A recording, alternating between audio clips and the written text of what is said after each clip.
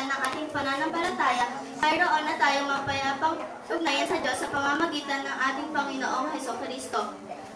Sa pamamagitan ng pagsampalataya kay Hesukristo, tinamasan natin ang kagandahang loob ng Diyos at tayo nagagalak dahil sa pag-asang makakabahagi na tayo sa kanyang kaluwalhatian. Hindi lamang iyan, ikinagagalak din namin ang mga kahirapan na aming tinitiis. Dahil alam natin na ito ay nagbubunga ng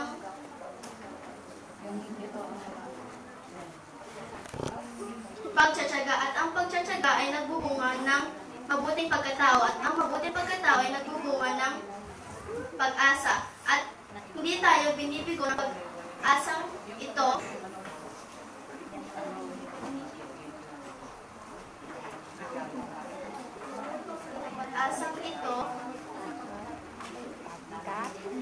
sapagkat